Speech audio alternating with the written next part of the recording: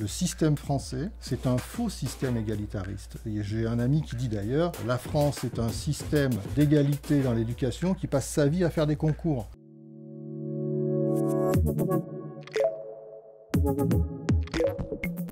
Bonjour, je suis Stéphane Pelé, je suis haut fonctionnaire, inspecteur général et cofondateur du mouvement citoyen La France Vraiment. Bienvenue sur Papillon Action. J'ai fait les beaux-arts, faisant de la photographie, du cinéma, j'ai fait de l'histoire de l'art et puis surtout une thèse d'histoire à l'Institut d'histoire des pays d'outre-mer. Mon parcours a alterné les territoires, les collectivités, les cabinets ministériels et donc actuellement j'occupe une fonction au sein d'une inspection générale qui couvre un certain nombre de ministères dont l'éducation nationale. Que j'essaie de voir si, après que des gouvernements aient décidé de mettre en place des politiques publiques, des grandes politiques nationales, j'essaie de voir quelles incidences ça a, j'essaie de voir si ces politiques ont donné leurs fruits, j'essaie de les comparer aussi au plan international à d'autres pays. Je fais aussi le conseil du gouvernement quelquefois avant de mettre en place une politique, et plus globalement l'évaluation aussi des établissements, donc des grandes universités. Quand j'étais gamin au collège, j'étais le délégué de ma classe contre la peine de mort. Puis j'ai continué contre le racisme et l'antisémitisme. J'ai continué d'avoir énormément d'engagement, de créer moi-même des associations. J'ai une conviction partagée avec beaucoup d'amis maintenant, c'est de faire confiance aux citoyens, à l'engagement associatif, à la démocratie participative. Ça m'a amené à créer un mouvement citoyen national qui s'appelle La France Vraiment, le ministère des citoyens.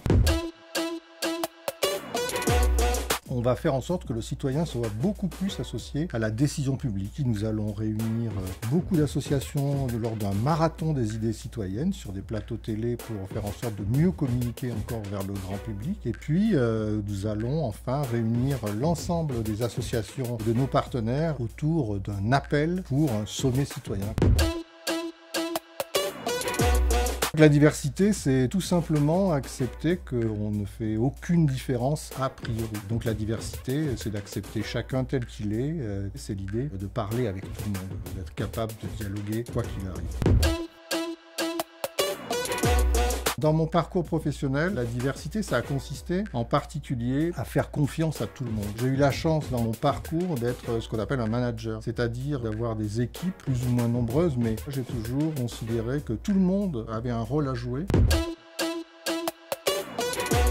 L'égalité des chances, c'est presque une sorte d'évidence. Dans la réalité, ça ne se passait pas comme ça. Il ne suffisait pas de décréter l'égalité des chances. Donc on en est passé ensuite par ce qu'on a appelé l'égalité réelle des chances. Mais au fur et à mesure que j'ai avancé, je me suis rendu compte encore plus que ce qui était important, c'était encore plutôt l'équité. Puisqu'il s'agissait avant tout de faire en sorte que chacun ait à un moment les mêmes chances de développer le projet personnel qu'il avait. S'il y a vraiment un monde qui ne le représente pas, c'est celui de la haute fonction publique. Quand le général de Gaulle et d'autres ont créé l'ENA en 1945, il y avait environ 25% des étudiants qui étaient issus du monde ouvrier ou paysan. Aujourd'hui, c'est moins de 5%. Donc je peux dire que franchement, c'est un échec de ce point de vue-là.